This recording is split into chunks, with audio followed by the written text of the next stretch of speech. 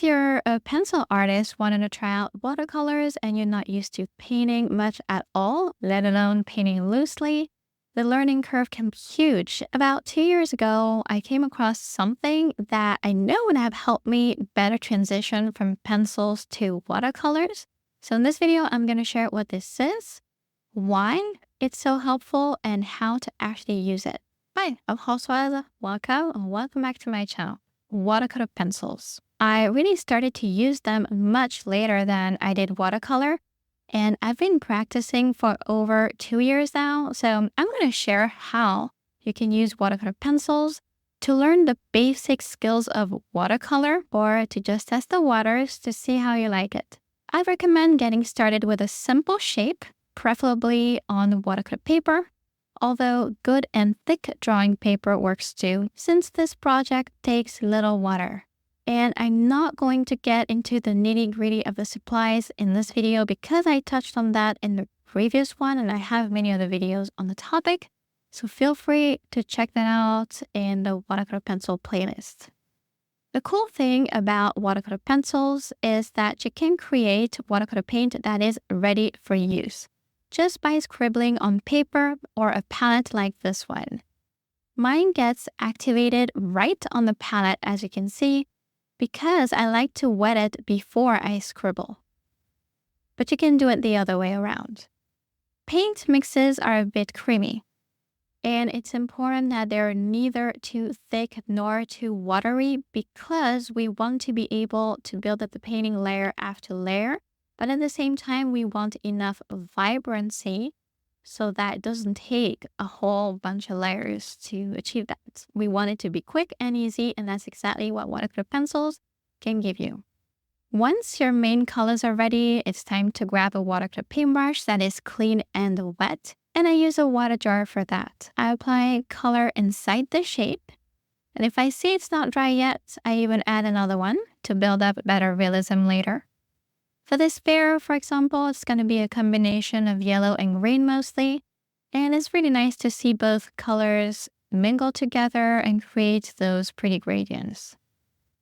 I'm used to handling water already, and I do use a type of watercolor paper that takes longer to dry, so I have time to add brown. But for beginners who are just getting started, this of course is not going to come naturally. Even with watercolor pencils, we use less water, so it's easier than it would be with watercolors to paint, but the paint will still be drying maybe a little bit too fast to your taste. So in this case, what I recommend is that when you start seeing some brush strokes remaining on paper, when the brush strokes are too visible, just stop painting, dry the painting, and then just do a second layer, pick up where you left off and keep painting. Watercolor pencils work great for shapes like this pair. That's why I think it's a perfect exercise to get started. And like I mentioned earlier, you can use a variety of papers, not just the highest quality watercolor paper, and that makes it ideal to tackle watercolor without breaking the bank. But these are not the only reasons why watercolor pencils are a great bridge between drawing and painting. The base is finished, and look at how fast this was to do and how long this would take with regular pencils. Now, for us coloring fans, this is the good part because you know that watercolor pencils are made for coloring like colored pencils, but also for painting like watercolors. It's a great mix of both.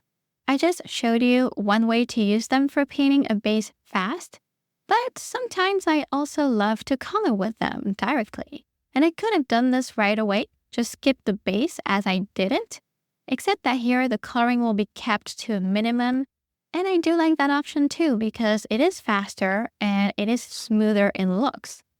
But there are plenty of other videos of mine here where you'll see me start a painting with the coloring technique and actually draw the whole thing before turning it into paint.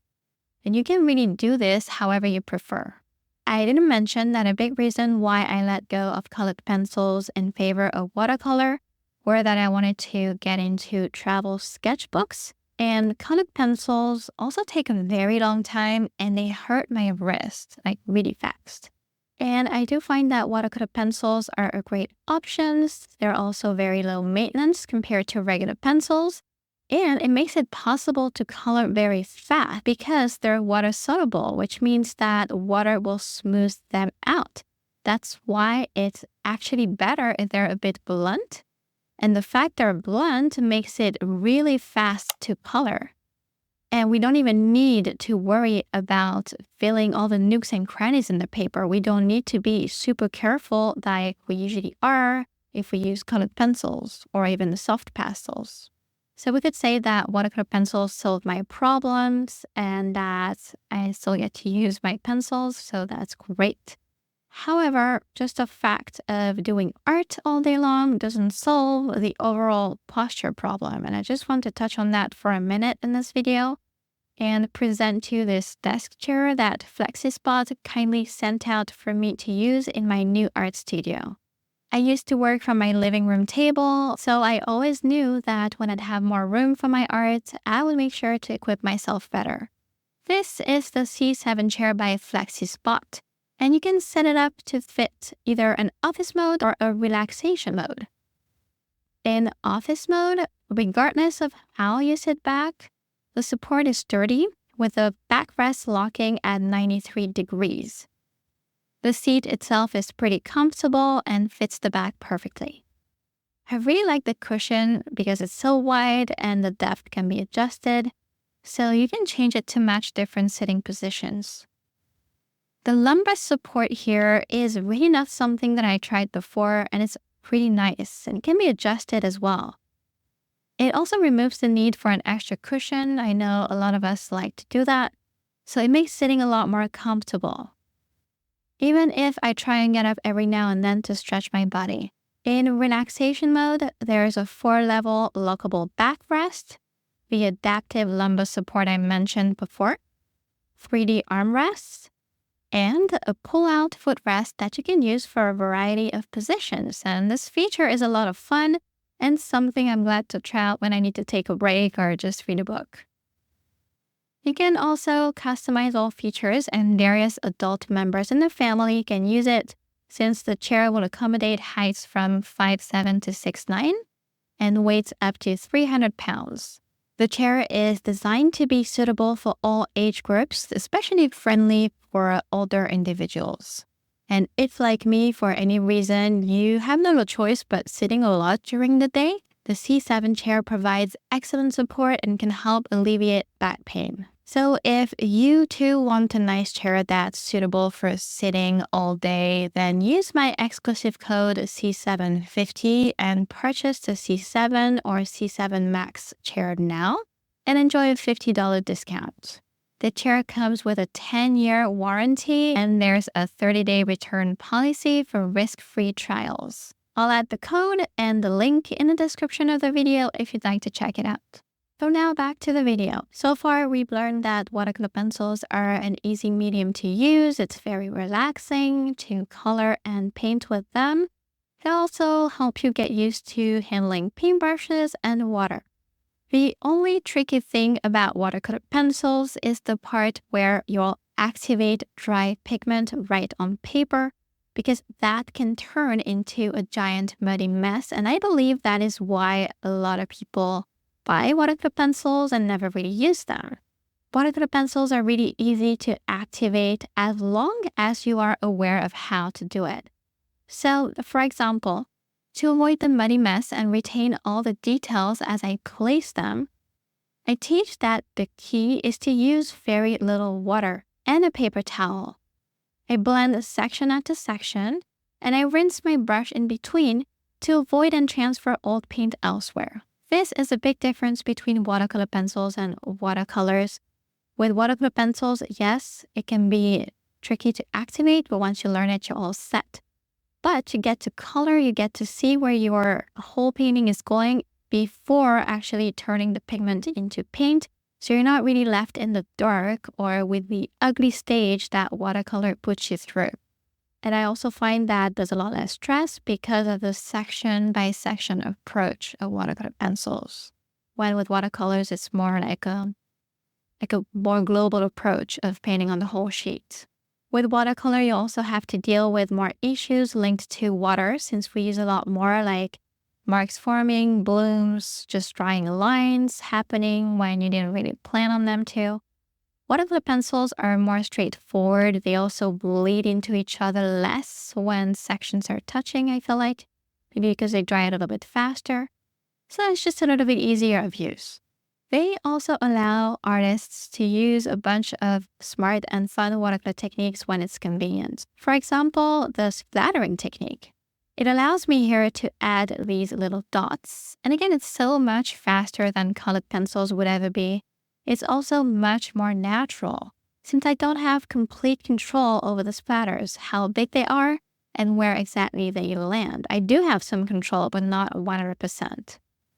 So the surprise, the lack of a 100% control, is fully part of the world of watercolors, and watercolor pencils will get you used to it, but in a more of a gentle way, and with always just a tad of water, not loads of water. Unless, of course, you want to tackle landscapes right away, because you can do that too with watercolor pencils if you like. You can also paint portraits. You can do whatever you like. And by the way, if you would like to paint this pair along with me in real time and with my voiceover, this tutorial is available on my Patreon. And there are over 80 watercolor pencil and 90 watercolor videos there. So if you'd like to join, check out the link in the description of the video. Another fantastic technique that you're going to love if you never watercolored before is the glazing technique. All I'm doing here really to revive color and make this pair even more vibrant is to apply another coat of the yellow paint that I mixed before. That's it. And in seconds, that changes everything. Watercolor pencils are full of surprises, and there are actually a ton of options for you to use out there. So for example, I love to use these water-soluble graphite pencils to place elegant shadows in my paintings. The shadows are strong and beautiful once I activate them. Again, with anything colorful or dark, just be careful to wet a light or blank area near the dry pigment first, and then move towards the colored area that you want to activate, because it will naturally melt into the wet paper since you took care of that beforehand. And you'll be able to activate everything in one go and without any mess. The trap here is also to remember to rinse the paintbrush. Always start from a clean slate with little water every time you tackle a new section, since graphite in particular could turn everything into mud otherwise. I like to use my watercolor pencils as regular colored pencils from time to time. It's what I'm doing here with white. And with brown here, I'm just adding vibrancy and final details. With good paper and pencils, it's really easy to layer, as you can see, just like we would with watercolors or even colored pencils. Except here, we always have more control than watercolors, at least, thanks to the pencil's fine tip and the ability to draw and view our final result before we activate the paint. I think it makes us feel a little bit safer. I keep mixing and matching drawing and painting techniques. Here I'm just adding texture with graphite, and now I'm adding more with the pencil's wet lead. This technique creates instant vibrancy and sharp detail. It's really something we won't see in watercolor painting, and that I love watercolor pencils for.